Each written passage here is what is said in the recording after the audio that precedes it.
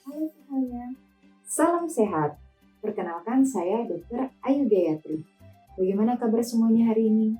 Saya harap semuanya dalam keadaan baik-baik saja. Di era pandemi ini sedih banget ya rasanya. Kasus COVID-19 yang semakin meningkat membuat kita akhirnya harus di rumah saja. Mungkin bagi sebagian orang yang sudah terbiasa melakukan aktivitas di luar, tentu saja ini akan membuat mereka sangat tertekan.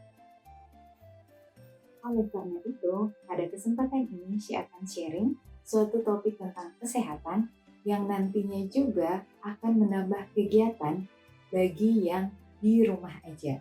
Tentang apa itu? Yaitu tentang toga atau tanaman obat keluarga. Pasti udah banyak yang sering dengar tentang tanaman obat keluarga. Nah, kali ini kita refresh lagi ya. Jadi, tanaman obat keluarga adalah tanaman hasil budidaya rumahan yang berkhasiat sebagai obat, dimanfaatkan dalam upaya peningkatan kesehatan, baik dalam upaya preventif, promotif, maupun kuratif. Yang artinya, tanaman ini dapat digunakan untuk upaya meningkatkan kesehatan, mencegah untuk terjadinya penyakit, maupun pengobatan. Nah, bagian dari tanaman apa aja sih yang bisa kita jadikan untuk pengobatan? Mulai dari daunnya, kulit batangnya, buahnya, bijinya, bahkan sampai dengan akar tanaman tersebut. Wah, lengkap sekali ya. Nah, manfaat toga ini selain untuk aspek kesehatan, sebenarnya untuk apa aja sih? Dari Kementerian Kesehatan Republik Indonesia, manfaat tanaman obat keluarga ini dibagi menjadi beberapa aspek, yaitu ada 4 aspek. Yang pertama tentu saja aspek kesehatan, di mana dengan kita menanam tanaman obat keluarga ini di halaman kita bisa manfaatkannya baik untuk upaya pencegahan ataupun untuk upaya pengobatan penyakit. Yang kedua yaitu aspek lingkungan. Tentu saja kalau kita menanam tanaman obat ini di pekarangan kita akan menambah nilai estetik dari halaman kita dan halaman kita menjadi lebih asri. Kemudian yang berikutnya adalah aspek ekonomi. Nah, selain dapat kita manfaatkan untuk keluarga kita ataupun kita konsumsi sehari-hari, ternyata tanaman obat keluarga ini ketika kita budidayakan, kita juga dapat memperjualbelikannya dan nantinya akan membantu pendapatan masyarakat. Kemudian yang terakhir yaitu aspek sosial budaya. Masih ingat kan zaman dulu nenek moyang kita sering tuh minum jamu-jamuan ataupun ramuan-ramuan dari tanaman-tanaman. Nah, kita sebagai generasi penerusnya, mari kita teruskan warisan dari nenek moyang kita ini. Jadi menjaga nilai-nilai dari leluhur kita. Kemudian jenis tanaman obat seperti apa sih yang kalau misalnya kita tanam itu kita perlu perhatikan? Nah, pastinya kita harus sesuaikan dengan kondisi iklim atau cuaca sekitar. Pastinya cari tanaman yang lazim di daerah kita. Mungkin kalau misalnya daerah kita itu lembab, kita cari tanaman yang cocok di daerah lembab itu apa. Kalau misalnya daerah kita lebih sering kering, kita cari tanaman yang cocok untuk di daerah kita yang kering ini apa. Gitu. Kemudian yang berikutnya adalah tanaman ini sebaiknya mudah untuk diperbanyak. Jadi gampang dan mudah untuk dibudidayakan. Yang berikutnya adalah sebaiknya tanaman ini memang bermanfaat banyak. Selain untuk kesehatan, bisa juga kita perjualbelikan karena nanti dapat membantu perekonomian kita. Yang berikutnya adalah sebenarnya masih banyak sih tanaman liar di luar sana, tapi memang perlu uji klinis agar nantinya kita bisa budidayakan dan menjadi tanaman obat. Nah, tadi saya katakan bahwa tanaman obat itu perlu diuji klinis. Ya, tentu saja, karena ini nantinya akan kita konsumsi. Apakah baik atau tidak untuk tubuh kita? Ada beberapa jenis tanaman obat yang telah dilakukan uji klinis. Di sini saya akan berikan 9 contohnya. Mulai yang dari pertama yaitu ekstrak sambiloto. Ekstrak sambiloto telah diuji sebagai terapi anti kanker di rumah sakit. Yang kedua yaitu ekstrak daun jambu biji. Telah diuji klinis di Rumah Sakit Dr. Sutomo Surabaya sebagai obat untuk meningkatkan trombosit pada penderita demam berdarah. Yang ketiga yaitu ekstrak rimpang jahe merah. Telah diuji klinis di Rumah Sakit Hasan Sadikin di Bandung sebagai anti kanker atau anti neoplasma. Yang berikutnya cabai Jawa. Juga telah diuji di Rumah Sakit Cipto Mangunkusumo sebagai penambah vitalitas pria. Yang berikutnya adalah ekstrak buah mengkudu. Telah diuji klinis juga di RSCM sebagai anti diabetes. Dan ada lagi nih, ekstrak daun salam. Juga dapat menurunkan kadar gula darah pada penderita diabetes. Kemudian ada ekstrak rimpang temulawak. Telah diuji klinis di Rumah Sakit Umum Daerah Bantul, Sleman, Yogyakarta sebagai anti hiperkolesterolemia atau untuk menurunkan kadar lemak dalam darah, anti rematik, dan juga untuk meningkatkan nafsu makan. Berikutnya ada ekstrak rimpang kunyit. Telah diuji klinis di RSUD Bantul, Sleman, Yogyakarta juga sebagai anti hiperlipidemia, yang artinya dapat menurunkan kadar lemak dalam darah. Berikutnya yang terakhir yaitu ada ekstrak daun jati Belanda. Juga telah diuji sebagai anti hiperlipidemia di RSCM Jakarta.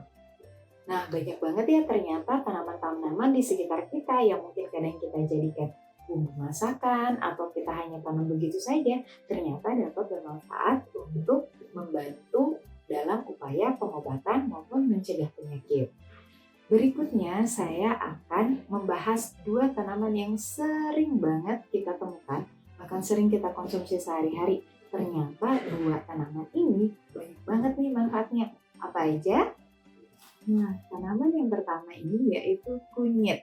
Tentu tanaman ini udah nggak asing lagi ya. Kita udah sering konsumsi setiap hari. Mungkin orang tua kita di rumah atau bahkan kita sendiri yang masak di rumah pasti sering memakai yang namanya kunyit.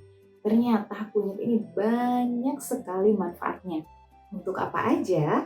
Kita lihat yuk. Nah, banyak banget nih ternyata ya manfaat dari kunyit, yaitu bisa menyembuhkan jerawat, dapat membantu penyembuhan luka, dapat membantu penyembuhan untuk gatal-gatal, dapat mencegah pertumbuhan sel-sel kanker, dapat mencegah terjadinya peradangan atau inflamasi, dapat membantu mengobati diabetes, dapat mengontrol tekanan darah, kemudian bisa juga kita jadikan untuk masker karena tadi untuk membantu mengobati jerawat dan juga membantu mencegah terjadinya kerusakan pada kulit kita dan dapat membantu mengglowingkan wajah. Nah, ini nih paling disukai oleh para kaum wanita, membantu mengglowingkan wajah. Kemudian dapat membantu juga menurunkan kadar lemak jahat dalam darah. Nah, tadi kan ada untuk membantu untuk diabetes, pengobatan diabetes atau yang sering kita kenal dengan penyakit kencing manis. Nah, penyakit ini kan disebabkan karena kadar gula darah yang sangat tinggi di dalam darah.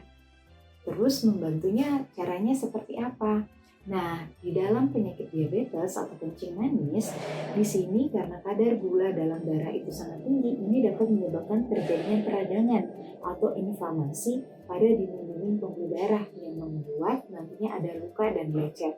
Dan di situ nantinya akan disukai oleh penumpukan lemak-lemak di daerah tersebut yang nantinya akan menimbulkan namanya gumpalan-gumpalan lemak yang akan bisa menyumbat baik itu di jantung ataupun di otak, di pembuluh-pembuluh darah di otak kita yang nantinya akan menyebabkan penyakit jantung dan penyakit stroke. Nah, kunyit ini memiliki manfaat untuk membantu dalam pengobatan diabetes, yaitu mengurangi inflamasi-inflamasi ini karena di dalam kunyit juga mengandung antioksidan yang dapat menangkal radikal bebas yang disebabkan karena tingginya kadar gula dalam darah. Ternyata banyak sekali ya manfaatnya, dan si kunyit ini juga dapat membantu untuk menurunkan risiko penyakit jantung tadi karena dia membantu menurunkan peradangan yang terjadi di dalam dinding pembuluh darah tersebut. Nah, banyak banget ya manfaat kunyit ini. Kenapa sih manfaat kunyit ini bisa sebanyak itu? Karena apa? Ada apa sih di dalam kunyit? Ternyata di dalam kunyit ini terdapat yang namanya kurkumin. Nah, kurkumin ini mengandung senyawa-senyawa kimia yang dapat membantu semua proses-proses yang telah saya sebutkan tadi. Kemudian, secara spesifik atau secara khususnya, kurkumin ini dapat berguna untuk yang pertama, aktivitas anti-inflamatori atau aktivitas untuk menurunkan peradangan. Jadi, ini dapat mengantisipasi zat-zat yang timbul saat peradangan. Jadi, kalau misalnya ada peradangan dalam tubuh, dapat diturunkan oleh si kurkumin ini. Dan juga kurkumin ini dapat berguna untuk meningkatkan kekebalan tubuh kita. Selain tadi juga untuk efek anti-diabetes karena mampu juga menurunkan kadar gula dalam darah, si kurkumin ini juga mempunyai kemampuan proteksi atau melindungi jantung dan pembuluh darah kita. Jadi tadi menurunkan risiko terhadap penyakit jantung. Yang berikutnya adalah yaitu dapat melindungi hepar kita atau liver kita atau hati kita. Nah, karena di hati kita ini kan terjadi berbagai proses yang ada di dalam tubuh di rompak di hati kita. Jadi di hati kita itu memang perlu untuk perlindungan tambahan. Nah, si kurkumin ini mampu untuk melindunginya. Kemudian yang berikutnya itu ternyata kurkumin ini juga mempunyai kemampuan namanya neuroprotektor atau membantu melindungi sel-sel saraf kita dan juga mempunyai efek anti kanker. Dia dapat membantu memakan sel-sel kanker dan juga mencegah tumbuhnya sel kanker ini menjadi lebih ganas. Nah, udah banyak banget ya tadi manfaat kunyit. Terus kunyit ini kita dapat olah sebagai apa aja? Kita dapat konsumsi sebagai apa aja? Yang mungkin kita sering lihat dan kita konsumsi sehari-hari adalah nasi kuning ya. Itu pasti diberikan kunyit. Tentunya saja rasanya enak, tapi jangan lupa biasanya kita terlalu banyak menaruh santan di dalamnya dan lauk pauknya biasanya terlalu banyak mengandung kadar lemak. Jadi kalau misalnya kunyit ini kita gunakan seperti itu ya tentu saja kita tidak akan mendapat efek dari pengobatannya. Nah, si kunyit ini kita bisa gunakan untuk minuman, baik itu untuk teh kunyit maupun susu ketika dicampurkan dengan kunyit, dengan tetap memperhatikan kadar gula yang kita tambahkan, terutama jika ini akan dikonsumsi oleh mereka yang memiliki kadar gula darah tinggi atau bahkan sudah masuk ke penyakit kencing manis atau diabetes. Selain itu, perlu diperhatikan bahwa segala sesuatu yang dikonsumsi berlebihan tentu saja tidak baik, walaupun ini berasal dari alam, termasuk juga kunyit. Jadi ada batasannya ya, dalam sehari kurang lebih 1-2 gram saja sudah cukup. Kenapa kita tidak boleh konsumsi berlebihan? Nantinya tidak dapat diproses dengan baik oleh tubuh kita karena zatnya sudah terlalu berlebih nih di dalam tubuh. Jadi tolong diingat lagi ya, dosisnya berapa? Ya benar, kurang lebih 1-2 gram per hari. Jadi secukupnya aja, jangan sampai nanti malah menimbulkan efek-efek yang tidak diinginkan oleh tubuh. Nah, berikutnya kita bahas lagi yuk teman dari si kunyit. Pasti ada yang udah tahu, bahkan mungkin udah kenal banget atau mungkin udah sering konsumsi. Ya, kali ini kita bahas tentang jahe ya. Oke, jahe merupakan tanaman yang berasal dari Asia Tenggara. Tentu sebagai orang Indonesia, terbilang mudah sekali untuk mendapatkannya. Banyak ya di pasaran maupun di supermarket terdekat. Disebutkan juga bahwa jahe merupakan salah satu rempah-rempah yang paling sehat di dunia. Wah, luar biasa ya. Sehingga banyak orang di luar Asia yang menginginkannya baik dalam bentuk bubuk ataupun dalam bentuk yang masih utuh. Ternyata jahe ini selain mudah didapatkan, juga banyak loh manfaat untuk kesehatannya. Apa aja? Manfaat jahe untuk kesehatan yaitu yang pertama bisa untuk anti-aging atau anti penuaan. Yang berikutnya untuk pengobatan kanker, untuk meredakan nyeri haid, untuk menurunkan gula darah, untuk memperkuat sistem imun, untuk menangkal infeksi, meredakan nyeri-nyeri otot, meredakan morning sickness, dan membantu mengatasi gangguan pencernaan. Wah, banyak sekali ya manfaatnya, tidak kalah juga nih sama si kunyit. Nah, yang pertama kita bahas satu-satu yuk. Untuk manfaat jahe ini juga dapat bermanfaat sebagai efek antioksidan. Kenapa begitu? Karena ternyata di dalam jahe ini banyak unsur fitokimianya, di mana komponen-komponen tersebut akan membantu meningkatkan enzim antioksidan dalam tubuh. Nah, meningkatnya enzim antioksidan dalam tubuh ini dapat bermanfaat dalam menangkal radikal bebas. Radikal bebas ini dapat menyebabkan stres oksidatif, yang artinya akan terjadi stres-stres dalam sel-sel tubuh kita kalau banyak si radikal bebas ini. Oleh karena itu kita perlu basmi nih si radikal bebas. Dibasminya dengan apa? Dengan bantuan si jahe. Karena jahe ini mengandung enzim antioksidan yang mampu menangkal radikal bebas. Yang berikutnya adalah efek antiinflamasi. Nah, struktur-struktur kimia jahe yang tadi, kita lihat ya yang sebelumnya, itu kan ada gingerol, ada sogaol. Nah, itu membantu juga dalam meredakan inflamasi atau peradangan. Mirip ya sama si kurkumin yang dari kunyit tadi. Nah, jadi si struktur kimia yang ada pada jahe ini mampu menghambat yang namanya prostaglandin dan leukotrin, di mana zat-zat ini keluar saat terjadi proses peradangan di tubuh. Jadi ketika zat-zat ini dihambat oleh fitokimia yang ada pada jahe, peradangan dalam tubuh itu dapat menurun. Yang berikutnya adalah efek anti kanker. Ternyata si jahe ini juga mirip nih sama kurkumin yang ada di dalam kunyit. Dia juga memiliki efek anti kanker, bahkan di beberapa organ di dalam tubuh kita.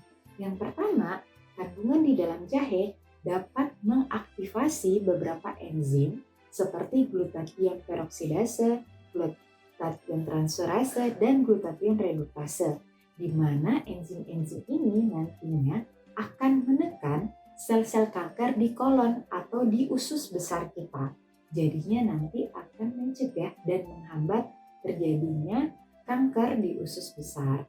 Kemudian, kandungan sogaol dan gingerol pada jahe ini juga dapat membantu melawan sel-sel kanker pada lambung. Gingerol pada jahe juga dapat menghambat pertumbuhan sel kanker pada hati atau pada liver atau pada hepat kita. Berikutnya, fitokimia yang ada di jahe ini juga dapat membantu menghambat pertumbuhan sel-sel kanker yang terdapat di sel telur atau ovarium kita. Banyak banget ya manfaat untuk efek anti kankernya. Nah, berikutnya seperti kurkumin, gabungan fitokimia dalam jahe ini ternyata juga dapat membantu untuk pengobatan diabetes, karena kandungan dalam jahe ini mampu membantu menurunkan kadar gula dalam darah.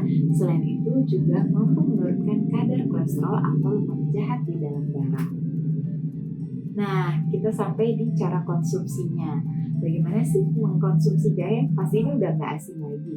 Kita sering tuh menambahkannya di teh manis, atau kita tambahkan di susu, atau bahkan kita buat air jahe atau wedang jahe itu sendiri. Yang perlu diperhatikan adalah konsumsi tambahan pemanisnya. Seperti misalnya kita tambahkan gula atau kita tambahkan madu atau kita tambahkan zat-zat lainnya untuk menambah cita rasa pada jahe. Hal ini harus diperhatikan, jangan sampai berlebihan. Terutama kalau misalnya kita akan berikan kepada keluarga kita atau bahkan kita yang terkena penyakit diabetes atau kencing manis atau kadar gula darah kita tinggi. Jangan sampai kita menambahkan pemanisnya berlebihan. Dan seperti biasa, segala sesuatu yang kita konsumsi secara berlebihan itu tidak baik. Oleh karena itu, sangat dianjurkan untuk mengkonsumsi jahe ini tidak lebih dari 5 gram per harinya. Karena nanti kalau kita terlalu mengkonsumsi berlebihan, kita dapat menimbulkan efek sampingnya. Efek sampingnya dapat berupa rasa tidak nyaman di perut, menjadi diare, dan bahkan nyeri ulu hati. Nah, udah selesai nih kita bahas tentang jahe dan kunyit. Setelah saya sharing ini, diharapkan semuanya di rumah bisa mencoba membudidayakan untuk tanaman terutama jahe dan kunyit ini. Karena ini kita bisa gampang dapatkan baik di pasar ataupun di supermarket. Kita bisa menanam dari rimpangnya atau mungkin sudah ada yang menjual bibitnya, kita bisa budidayakan di halaman. Selain bisa kita konsumsi sehari-hari untuk makanan sehari-hari di dapur, kita juga bisa manfaatkannya untuk kesehatan, kita buat teh atau kita buat susu. Bahkan kita bisa juga untuk memperjualbelikannya sehingga dapat membantu pendapatan kita terutama di era pandemi yang sulit ini. Nah, untuk berikutnya, karena ini di era pandemi, saya akan sharing tentang bagaimana tips-tips yang sering sekali kita dengar untuk menjaga kekebalan tubuh kita dan bagaimana sih untuk mematuhi protokol kesehatan di era pandemi. Saat ini, negara kita Indonesia sedang berduka. Setiap harinya terjadi lonjakan kasus COVID-19. Sedih rasanya mendengar berita ada kerabat yang bahkan sampai meninggal dunia. Dan ini tentu saja membuat kita semakin resah. Oleh karena itu, yuk kita bersama-sama bahu-membahu saling membantu untuk menurunkan kasus ini, mencegah penyebaran dan penularan virus COVID-19. Bagaimana caranya? Dengan kita memulai dari diri kita sendiri untuk patuh terhadap protokol kesehatan. Dari dulu sampai saat ini, protokol kesehatan yang wajib kita patuhi yaitu 3M. M yang pertama adalah memakai masker. Saat kita harus berada di luar rumah karena ada suatu kepentingan atau tidak bisa di rumah saja atau kita harus berinteraksi dengan orang lain, maka kita perlu menggunakan masker. Virus COVID-19 ini masuknya melalui saluran pernapasan bahkan juga saluran pencernaan yaitu dari lewat hidung dan juga mulut. Oleh karena itu, kita perlu menutup hidung dan mulut dengan menggunakan masker. Pastinya kita pastikan dulu masker ini harus bersih. Dan saat ini, penggunaan masker ketika kita menggunakan masker medis wajib dilapisi dengan masker kain. Namun ketika kita menggunakan masker seperti ini yaitu KN95, kita cukup menggunakan masker ini dan kita pastikan bahwa memang masker ini sudah disetujui dari Kementerian Kesehatan dan juga memang filtrasinya itu sangat baik sehingga mencegah dengan baik masuknya virus COVID-19 ini. Kita coba dulu maskernya dan sebelum menggunakan masker jangan lupa cuci tangan ketika tangan kita kotor. Pakai masker seperti ini, sebaiknya menutup hidung dan juga mulut sampai di bawah dagu dan kita pastikan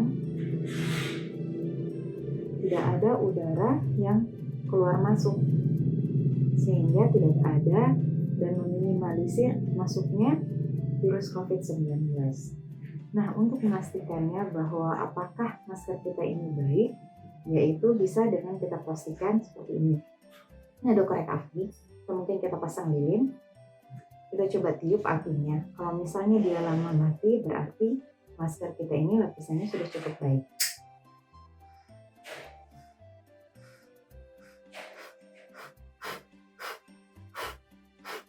Nah, sulit mati berarti masker ini sudah sangat baik dan pada saat tadi kita meniup, nah seperti itu tidak ada udara yang keluar, jadi maskernya ini dapat kembang kepis dengan sendirinya. Nah selain itu kita perlu rajin dan membiasakan diri untuk mencuci tangan, baik itu dengan menggunakan hand sanitizer ataupun dengan menggunakan air mengalir dan sabun. Bagaimana caranya? Yuk kita sama-sama refresh lagi cara mencuci tangan 6 langkah agar tangan kita bersih dan bebas dari kuman. Nah, cara mencuci tangan 6 langkah yang pastinya kalau dengan menggunakan air, airnya pastikan harus mengalir agar kuman-kuman saat kita mencuci tangan itu langsung jatuh ke bawah. Kemudian pastikan ada sabun. Sebaiknya menggunakan sabun cair. Tapi kalau misalnya kita hanya ada hand sanitizer juga boleh. Caranya yang pastinya pertama kita semprotkan tangan kita dengan menggunakan hand sanitizer secara merata.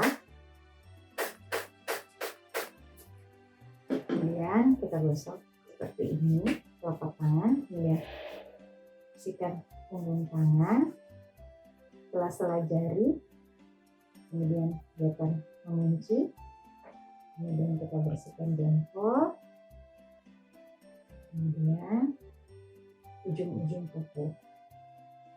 Prinsipnya adalah tangan kita bersih. Kalau misalnya tangan kita terlalu kotor yang tidak bisa dibersihkan dengan hand sanitizer, jadi harus menggunakan air mengalir dan juga dengan sabun. Oke, selain itu saat kemana-mana kita wajib membawa masker cadangan, karena masker ini tidak bisa kita pakai terus-terusan sampai 8 jam, sampai 12 jam, setidaknya minimal itu 4 jam atau 6 jam kita sudah bisa ganti, karena pada saat kita bernapas di dalam juga terjadi pertukaran udara dan di situ terdapat banyak kuman-kuman. Jadi selain nanti dapat mengiritasi wajah kita karena penuh kuman, nantinya akan menyebabkan akne atau jerawat yang timbul karena kita sering menggunakan masker juga tidak baik untuk kita, karena situ banyak kuman, jadi perlu untuk diganti. Dan terkadang biasanya tali masker ini cepat copot atau putus, jadi perlu kita untuk menyediakan masker cadangan. Selain memakai masker, mencuci tangan, kita perlu juga menjaga jarak seandainya kita harus di luar. Nah, kita perlu menjaga jarak karena apa? Virus COVID-19 ini juga bisa hidup di udara bebas. Dan nantinya pada saat kalau misalnya kita tidak menjaga jarak, ditakutkan akan mudah untuk saling menularkan virus. Karena kita sendiri tidak tahu apakah kita sekarang sudah membawa virus atau tidak. Kemudian ada ditambah lagi nih menjadi 5M, yaitu untuk mengurangi mobilitas dan tidak berkerumun. Pastinya jika tidak perlu, kita di rumah aja. Dan hindari untuk berkerumun, karena saat berkerumun kita tidak tahu siapa yang positif COVID-19 nantinya akan berpotensi untuk saling menularkan. Yang pastinya di era ini, selain itu kita perlu juga menjaga kekebalan tubuh, baik dengan makan makanan bernutrisi, lakukan olahraga ringan di rumah aja, sering minum air putih sesuai dengan kebutuhan kita sehari-hari. Selain itu, selain kita yang membantu untuk menurunkan virus COVID-19 ini, upaya pemerintah dan satgas-satgas yang telah dibentuk itu ada namanya 3T, tracing, testing, dan treatment. Di mana tracing ini ketika ada kasus positif, maka tracer atau petugas untuk tracing ini diturunkan ke masyarakat untuk mencari siapa-siapa saja yang sudah kontak erat dengan pasien positif. Karena itu jangan kaget misalnya ketika ada keluarga kita yang positif, kemudian kita di tracing apakah kita sudah kontak erat atau belum. Gunanya apa? Untuk meminimalisir agar si virus COVID-19 ini untuk yang kontak-kontak eratnya tidak lagi menularkan ke yang lebih banyak lagi. Kemudian yang berikutnya itu testing. Setelah di tracing, dicari tahu kontaknya, si kontak-kontak erat ini akan diperiksa apakah positif atau tidak terhadap virus COVID-19. Kemudian yang berikutnya yaitu treatment. Treatment ini dilakukan pengobatan. Jadi untuk yang positif akan diberikan pengobatan sesuai dengan gejala yang dialaminya. Jadi yuk kita bersama-sama mulai dari diri kita sendiri untuk membantu menurunkan penyebaran virus COVID-19. Semoga Indonesia segera pulih dan kita bisa melakukan aktivitas seperti biasa lagi. Nah, sekian sharing saya hari ini. Saya harap semoga dapat bermanfaat. Kalau ada yang ingin ditanyakan, bisa komen di bawah ya. Terima kasih banyak semuanya, semangat hidup sehat, dan jangan lupa untuk konsumsi air putih, mematuhi protokol kesehatan, makan makanan bernutrisi, dan olahraga ringan di rumah aja. Salam sehat, bye-bye.